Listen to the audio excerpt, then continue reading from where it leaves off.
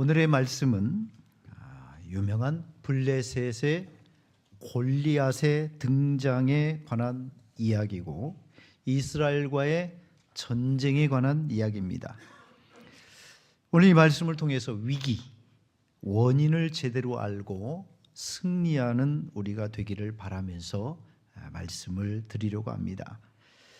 오늘 여기에 보면 이스라엘의 위기가 찾아왔죠. 1절부터 3절에 보면 블레셋이 쳐들어왔습니다. 그런데 그 블레셋의 4절부터 7절에 보면 거대한 장수 골리앗이 등장을 합니다. 여러분들이 잘 아는 스토리, 다윗과 골리앗, 그 골리앗입니다. 8절부터 10절 사이에는 이 골리앗이 나와서 전쟁의 향방을 가를 기선제압을 위해 가지고 이스라엘 군대 앞에 서서 이야기를 하고 시비를 겁니다. 너희들 중에 싸울 만한 사람이 있으면 나와봐라. 감히 나하고 싸울 만한 대상이 있으면 나와라. 조롱을 하고 모욕을 하지요. 자, 여기에 대해서 11절 우리가 읽은 본문 말씀 마지막 절에 보면은 이 말을 듣고 이 골리앗을 보고 11절 사울과 온 이스라엘이 블레셋 사람의 이 말을 듣고 놀라 크게 두려워하니라 이렇게 되어 있습니다. 잔뜩 쫄아가지고 기가 질려 있는 그 상태입니다. 블레셋의 강한 군대가 쳐들어왔고 그 블레셋을 대적할 만한 이스라엘의 또 다른 대적자가 없습니다. 골리앗, 무시무시한 위기고 두려움의 대상입니다. 성경에 이 골리앗에 대해서 기록해 놓은 신장은 키가 6규빗 한 뼘, 한 규빗은 이 팔꿈치부터 가운데 손가락까지, 그래서 한 40-50cm 보통 이렇게 잡습니다.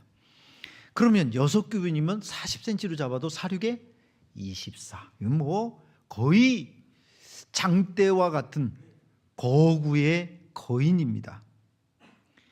이 사람이 갑옷이 55kg에서 60kg, 창자루는 뭐 배틀째 같았다. 그리고 창자루 끝에 달린 창날의 무게가 한 7kg, 굉장히 큽니다.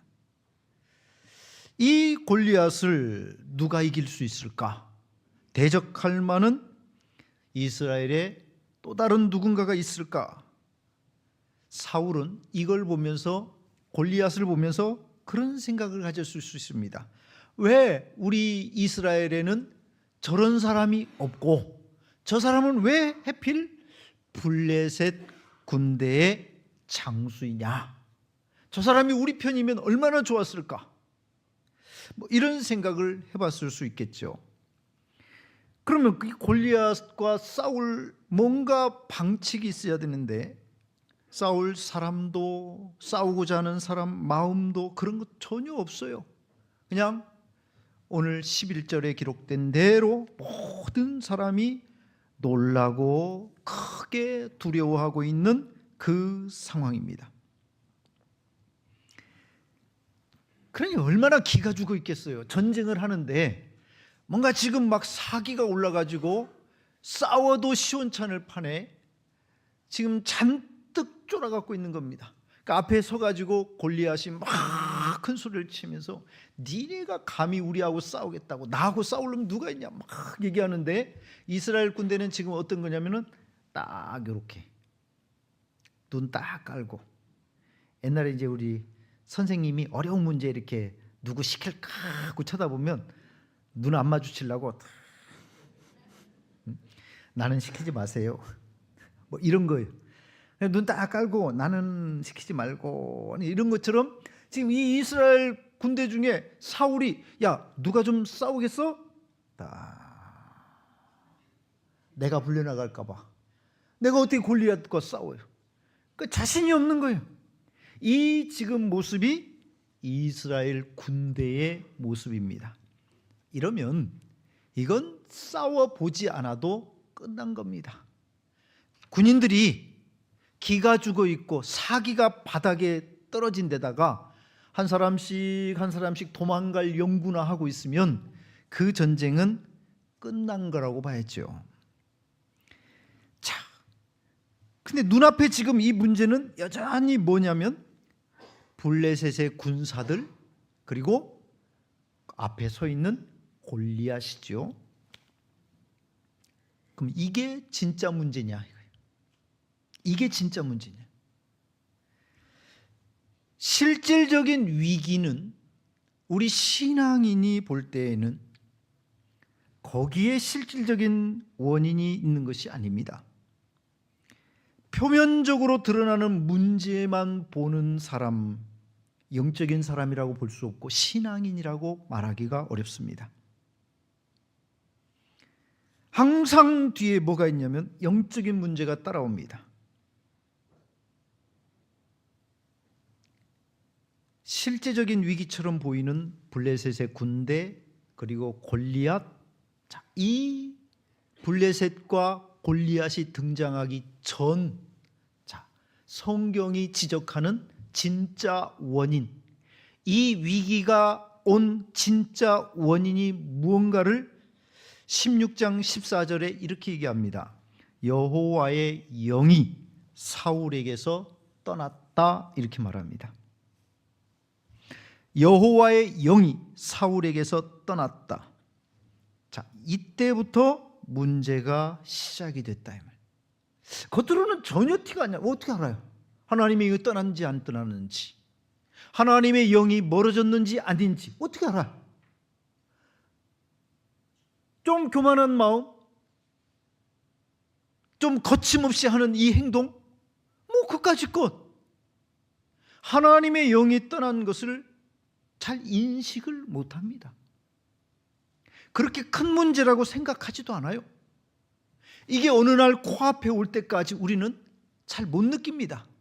그래서 어느 날 블레셋 군대가 쳐들어오고 어느 날 골리앗이 서 있으니까 블레셋이 쳐들어왔구나, 골리앗 때문에 우리가 큰일 났네, 이런 생각을 하지, 저쪽에서 이미 벌어진 여호와의 영이 떠나고 여기에는 우리가 시선을 두지 않는다 이 말이에요.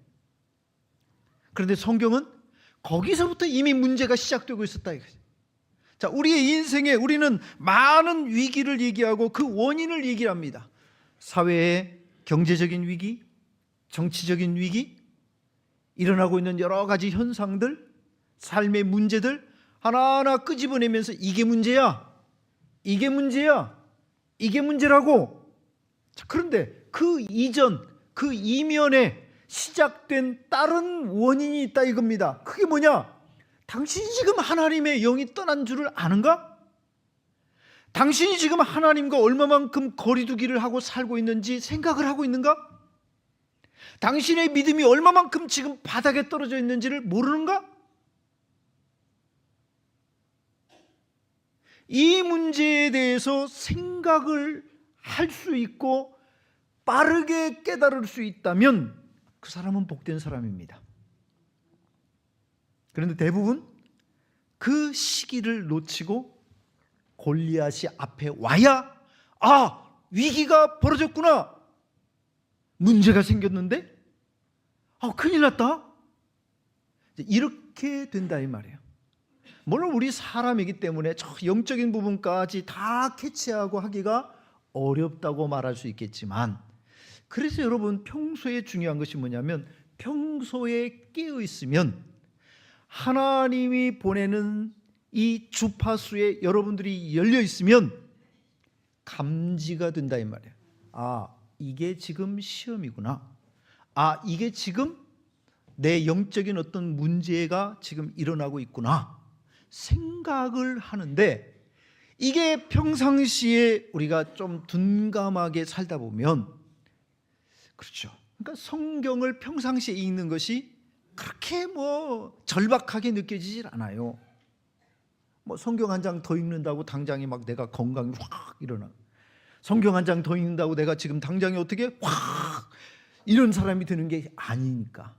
그렇다고 성경을 한 장 안 읽는다고 해서 내가 지금 갑자기 막 영적으로 피폐해진 사람이 된다거나 그러질 않으니까, 이런 부분에 대해서 둔감하게 받아들인단 말이죠.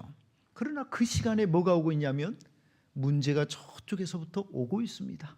몰라요. 근데 눈앞에 와야 알아요. 눈앞에 있어야 큰일 났네. 보통은 그런 경우입니다. 사울 왕 속고 있는 겁니다. 지금 블레셋의 이 군대가 지금 있는데 어떻게 하지? 골리앗, 이걸 어떻게 싸워? 큰일 났네. 졌네. 아이고 망했다.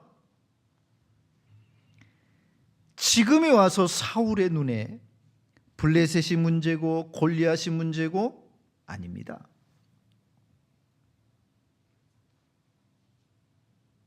사울의 문제는 하나님과의 관계성의 문제입니다.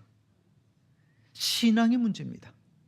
여러분 생각해 보세요. 사울이 막 왕이 됐을 때 그 사람 이걸 못 받아들였어요. 그래가지고 왕으로 임명을 받았는데 뭐 하고 있냐면 소 몰고 가갖고 밭에서 밭 갈고 있었어요.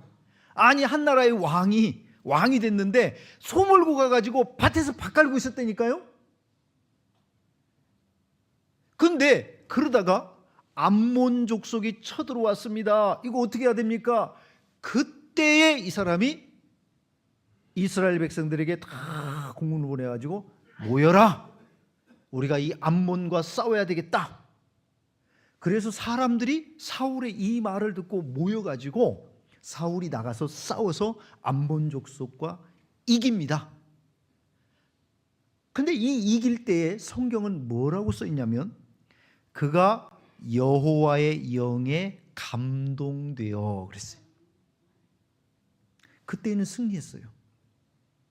그때는 이겼다니까요. 그런데 지금 여호와의 영이 떠나고 나니 그가 이 블레셋 앞에서 속수무책, 골리앗 앞에서는 아주 손을 들기 일보 직전입니다. 위기. 자, 그러면 위기의 진짜 원인이 뭐다? 눈앞에 블레셋, 골리앗. 그보다도 더 큰 문제가 뭐냐? 나에게 있다 이 말이에요. 내 문제, 내 신앙, 나와 하나님과의 관계, 나와 하나님과의 거리, 이겁니다. 그러니까 내가 잘하면 되는 거예요. 이걸 놓치면 안 돼. 남의 문제, 다른 사람, 누구? 항상 있었습니다. 항상 있어요. 전에 설에 저희 이제 장인 장모님이 오시고 처남들이 이렇게 이제 같이 와가지고 윷놀이를 하는데 세 팀으로 이제 나눠가지고 윷놀이를 막 하는 거예요. 이제 한 판에 1,000원씩. 그래가지고 이제 치킨 내기 뭐 이렇게 했는데 점점 이제 막 또 흥이 올라가지고 막 이제 한참 하고 있는데 어떻게 또 그 던지면 막 잘 나오는 사람이 있어. 던져서 잡고 던져가지고 또 막 윷 막 이렇게 계속 우리 한 번에 그래가지고 져버렸네. 근데 생각해 보면 우리는 그래서 이제 무슨 생각을 하냐면 그 사람이 못하기를 바란단 말이에요. 우리의 이 못된 생각이 뭐냐면 남이 못하기를 바라고 남이 나보다 안 되기를 바래. 이거 바람직한 생각입니까? 아니죠. 내가 잘 되는 게 중요한 거지 남이 못 되는 게 중요한 게 아니에요. 특히 우리 신앙인의 입장에서 생각해 봅시다. 여러분 남이 못 되는 거 그거 좋은 마음입니까? 우리가 이웃을 위해 기도하고 형제를 위해서 기도하고 나라를 위해서 기도하는 게 뭔데요? 남이 잘 되는 거 중요한 거예요. 그리고 내 자신이 하나님 앞에서 복되게 살아가는 이게 진짜 중요한 거란 말이에요. 남이 못되기를 위해서 여러분 생각하지 말고 내가 주 안에서 오늘 복된 하나님의 사람으로 살아가는 게 이게 사실 오늘 이 문제의 답입니다. 사울이 볼 때는 남의 문제 같아요. 저는 항상 들어요. 김영삼 대통령 때는 김영삼 때문에 나라가 안 된다고 그랬어요. 김대중 대통령 때는 김대중이 문제라고 그러고 노무현 대통령 때 이명박, 박근혜, 문재인, 이재명 어쩌자는 거예요. 항상 그분들 탓이에요. 그래가지고 그 다음에는 또 누가 되겠죠? 그럼 그 사람. 그 다음에는 뭐 또 누가 되겠지? 그 사람. 뭐 그러면 이 대한민국은 어찌자는 겁니까? 제가 고양시에 있을 때는 그 얘기까지 들었다고 얘기했잖아요. 이 세상에 시내버스가 안 오는데 노무현 때문에 시내버스가 안 온다고. 내가 그래서 기가 버렸다니까. 아니 참, 찾아도 어떻게 그렇게까지 찾아갖고, 아니 이 시내버스 하나를 거기까지 연기시키는 거예요. 그럼 뭐 속은 편하게, 정신건강은 좋을 거예요. 늘 남의 탓이니까. 나는 문제가 없으니까. 그렇게 해서는 아무 문제도 해결할 수 없습니다. 하나님이 원하는 것은 그 사람이 아니거든요. 하나님이 원하고 기대하는 것은 내가 깨닫고 내가 믿음으로 서서 내가 하나님 앞에 나오는 나를 기다리시고 나를 원하시는 거지, 하나님이 그 사람을 원하는 게 아닌데 나는 그 사람이 바뀌어줬으면 좋겠는 거예요. 그 사람이 문제라고 생각하는 거예요. 하나님의 기대는 다릅니다. 내가 은혜를 준 이가 너고, 내가 십자가에 죽으면서도 너를 살리기를 원했는데, 그래서 네가 지금 이 자리에 있는 건데, 하나님의 기대가 오늘 나에게 있다 이겁니다. 성탄절 누구를 위해서 온 날입니까? 인류? 인류 가운데 작게는 납니다. 나 없이 어떻게 돼? 그래서 오늘 우리가 여기 있는 거 아니에요? 그 은혜를 힘입고. 여러분, 꽤 오래된 통계예요. 이런 첨단 시대에도 무속인이 대한민국에 100만 명이 있고 복채가 1년에 4조라는 통계가 있었습니다. 그게 드러난 통계가 4조지 이게 암암리에 드러난 얼마인지를 몰라요. 하나님 앞에 영적인 이런 문제, 그뿐입니까? 이 사회가 검찰과 경찰이 추산했던 그때 우리 사회의 매춘업소가 40여만 곳, 매춘 종사자들이 150만 명, 매춘업소에서 벌어들이는 연간 총 매출액이 40조, 매춘 여성의 3명 중 1명꼴로 미성년자. 자, 이 사회가 지금 그렇게 가고 있습니다. 2010년 2월에 이건희 전 삼성그룹의 회장님이 뭐라고 그랬냐면, 모든 국민이 정직했으면 좋겠다. 거짓말 없는 세상이 되기를 바란다. 그래가지고 그게 신문에 한번 났습니다.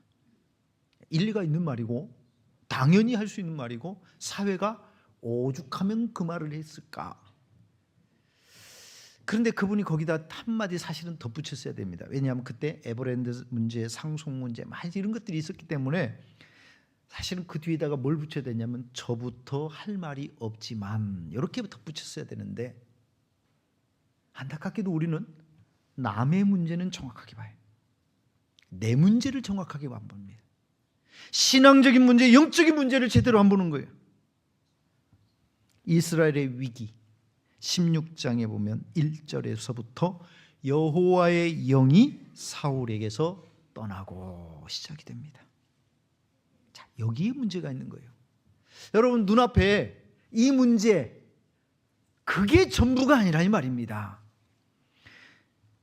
여러분, 이스라엘 백성들이 홍해 바다를 건너왔잖아요. 하나님의 은혜 가운데서 홍해 바다를 지나왔어요. 자, 바다를 지나온 이 사람들에게 요단강은 바다하고는 견줄기가 안 되죠. 그래, 이 요단강 정도는 생각할 수 있지만, 여러분, 요단강은 만만합니까? 큰 문제, 작은 문제, 사실은 똑같은 문제입니다.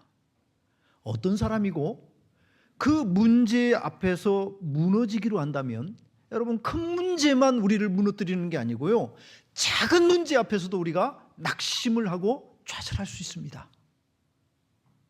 훨씬 더 큰 문제를 이겨냈던 사람도 마음이 무너지면요, 작은 문제 앞에서도 걱정이 먼저 앞서고 두려움이 먼저 찾아오는 겁니다. 자, 여리고성을 보세요. 이스라엘 백성들이 하나님의 인도하심을 따라서 이 가나안 땅에 들어오면서 첫 번째 크고 견고한 성 여리고성 앞에 섰습니다. 근데 그 여리고성은요, 하루에 한 바퀴씩 돌기만 했는데 마지막 날 7바퀴 돌고 와 그랬더니 무너졌어요. 하나님의 능력 속에. 그래서 우리 흔히 무혈입성 그렇게 들어왔습니다. 여리고성에. 그러자 그 옆에 있는 조그마한 아이성, 아이고 그거는 다 갈 것도 없네, 에이거 이 정도는 그리고 가서 싸웠는데 졌습니다. 이게 뭐냐고요? 왜 그 큰 성은 우리가 이렇게 무너뜨렸는데 이 작은 성에서는 실패하고 넘어지느냐? 이 여리고성을 무너뜨릴 때는 하나님의 말씀대로 하나님의 법칙을 따라서 순종하면서 그대로 행했기 때문입니다. 그래서 하나님의 책임져 주시는 역사가 있고 하나님께서 그 여리고성을 무너뜨려서 무혈입성을 하겠어요. 그런데 아이성은 다릅니다. 이 정도? 이런 문제? 이런 건 기도도 할 거 없어? 이런 건 우리가 그냥 해버리면 되지. 자, 군사 몇 명 해가지고 가서 쓸어버려. 졌습니다. 작은 문제, 만만한 문제 아니에요. 훨씬 더 큰 문제를 해결했는데 왜 이 작은 문제 앞에서 넘어집니까? 아이성에 갈 때는 그들이 죄를 갖고 갔기 때문입니다. 하나님과 멀어졌기 때문입니다. 하나님이 같이 가지 않았기 때문입니다. 우리의 인생에 하나님의 도우심과 은총 아래서 승리했다고 해서 지금 하나님 없이 이 작은 문제니까 얼마든지 이길 수 있다? 아닙니다. 그래서 중요한 문제는 뭐냐면, 이 문제가 큰 문제입니까? 작은 문제입니까? 이 문제보다도 훨씬 더 중요한 게 뭐냐면, 내가 지금 하나님과 가까이 하고 있습니까? 하나님에게서 멀어진 겁니까? 하나님의 사람으로 살아가고 있습니까? 하나님의 은총 아래 머물고 있습니까? 이게 우리에게 훨씬 더 중요한 거라 이 말이죠. 자, 그래서 지금도 이 위기를 이길 수 있는 힘은 어디에 있냐면, 하나님께 있음을 고백하면서 하나님께 대한 믿음의 자리로 나오는 여기 있습니다. 미국의 16대 대통령 에이브람 링컨 이야기죠. 이분이 신앙의 사람이고 기도를 많이 했던 분이잖아요. 노예 해방 문제로 남북 전쟁이 시작되었고 이 전쟁 때문에 굉장히 골머리를 앓았습니다. 북군에 많은 병사들이 일어났고 싸워서 이길 수 있는 여건이 됐는데도 불구하고 남군의 유명한 장수 로버트 리라고 하는 분의 탁월한 전략에 의해서 많이 졌습니다. 그래서 하나님 앞에 늘 기도하면서 은혜를 구하고 있었는데, 이 북군의 지도자들이 모여가지고 대통령님 힘내십시오 하는 그 자리에 한 교회 대표가 이렇게 얘기를 했습니다. 우리는 하나님이 우리 북군의 편이 돼서 승리하게 해달라고 날마다 기도하겠습니다. 그러자 이 링컨 대통령이 이렇게 대답을 합니다. 그렇게 기도하지 마십시오. 하나님께서 우리 편이 되어달라고 기도하지 말고 우리가 하나님 편에 서 있게 해달라고 기도해 주십시오. 여러분, 굉장히 다른 문제예요. 물론 우리가 기도를 하면서 이것저것 따질 여유도 없고 당황하는 때도 있고, 또 신앙이 어려가지고 하나님 무조건 도와주세요, 무조건 해주세요, 근데 이게 30년 지나도 무조건 해주세요, 이렇게 가면 안 된다 이 말이에요. 어릴 때는 그럴 수 있어요. 신앙이 작을 때는 그럴 수 있어요. 그러니까 우리 이제 갓난 아기들을 보면 이놈들이 오밤중에도 일어나가지고 똥 쌌어요 그러고 울었었지, 밥 주세요 배고파요 그러고 울지, 엄마 생각해갖고 새벽에는 참아야 돼 하고 똥 참고 있다가 아침 되면 싸가지고 기저귀 갈아주세요, 그러진 않죠. 애기들은 그냥 생각하는데 지금 배고픈데 왜 안 주는 거야? 그럼 울어. 똥 쌌어요 그러면 새벽이고 오밤중이고 그래가지고 엄마들은 다 그러고 사시잖아요. 이게 애기예요. 이게 애기라고. 애기 때는 그래요. 우리가 신앙생활을 막 시작하고 신앙이 어릴 때는 그럴 수도 있습니다. 하나님 무조건 내 편이 돼주세요, 도와주세요, 다 필요 없습니다, 이렇게 기도하는 때도 있겠죠. 그래서 그렇게 응답도 되는 때도 있고요. 그게 이제 우리의 신앙의 왕도는 아니란 말이에요. 지금 링컨 대통령이 이 말, 하나님께서 우리 편이 되어달라고 기도하지 마시고 우리가 하나님 편에 서 있게 해달라고 기도해 주십시오. 자, 이게 어른이 된 성도입니다. 우리가 안단 말이에요. 신앙의 지식을 가지고 하나님이 미워하는 길로 가면서 복된 길이 아닌 줄 알면서 때만 쓰는, 그러지 말고 내 자신을 돌아 회개하는 자리에서, 은혜를 구하는 자리에서 주님, 주님의 뜻을 내가 볼 수 있고 알 수 있는 믿음으로 세워주시고 하나님 그 가운데서 주의 은혜를 힘입게 해주십시오. 그렇게 이제 성숙된 기도를 하는 겁니다. 사울에게는 여호와의 영이 떠나신 그때부터 문제가 생겨지기 시작한 겁니다.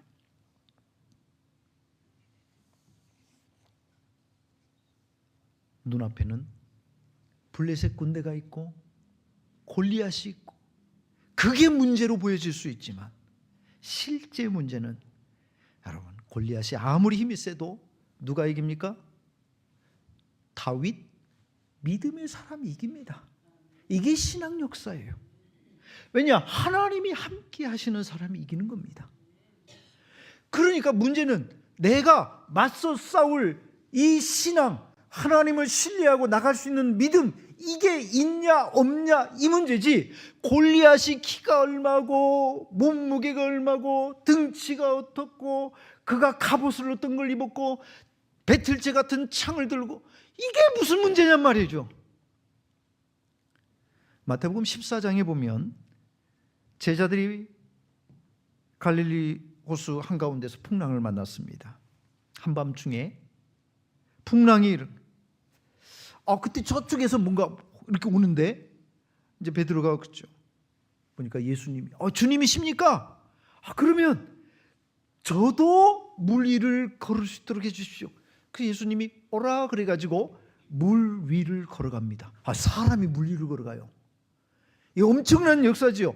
그래서 베드로가 물 위를 걸어서 예수님께로 가는데 순간 바람이 확 불면서 풍랑이 확 일어나니까 그게 이제 보여진 거죠. 눈이 확 이런 순간 물속으로 빠져 들어가기 시작을 했습니다. 그가 예수님을 바라보고 예수님의 말씀을 들었을 때는 물 위를 걷는, 사람이 그럴 수 없는 기적 가운데 하나님의 능력을 볼 수 있었단 말이죠. 그런데 믿음이 식어지고 위기, 문제만 보여지고 물결과 바람이 보여지니까 그때는 물속으로 빠져 들어가는 겁니다. 우리가 하나님의 능력을 보고 싶습니다. 하나님의 기적을 보고 싶습니다. 그렇습니까? 아멘입니다. 그러면 당신 안에는 어떤 믿음이 있습니까? 하나님의 능력을 신뢰하는 믿음이 있습니까? 하나님이 그런 역사를 해주실 수 있는 분이라는 그 믿음을 가지고 하나님 앞에 지금 서 있는 겁니까? 믿음을 가지십시오. 하나님을 신뢰하는 그 믿음을, 하나님을 바라볼 수 있는 그 믿음을. 제가 전에도 말씀을 드렸을 거예요. 전에 저희 집이 이제 이 유정 아파트에 있었습니다. 우리 아이들이 초등학교, 우리 딸들이 이제 초등학교 다닐 때, 그래서 교회로 오면 제가 이제 집까지 데려다주고 그랬어요. 왜냐? 저 중간에 갑자기 막 돌아다니는 개들이 있고 막 이래가지고 애들이 엄청나게 무서워했어요. 저도 막 이만한 개는 나도 무서워요. 솔직히 산책길에 가다가 막 이만한 개 입막에 안 씌우고 다니잖아요. 한번 쫄려. 이만한 개는 굶어. 이만한 개. 근데 이만한 개는 안 무서워요. 나도 등치가 있지. 이만한 거 무서워하겠어요.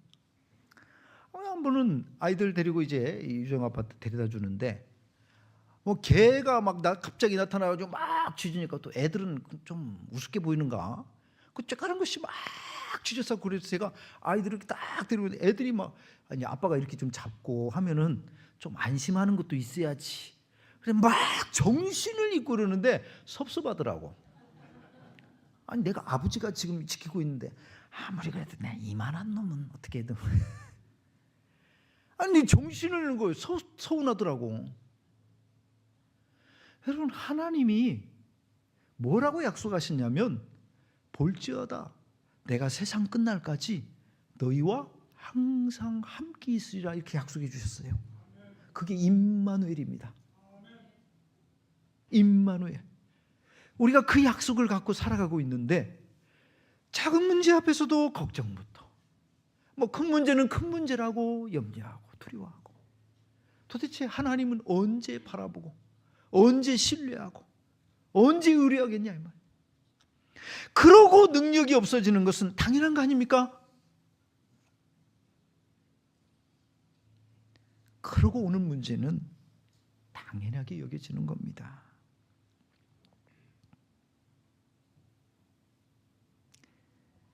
주님을 바라보시라.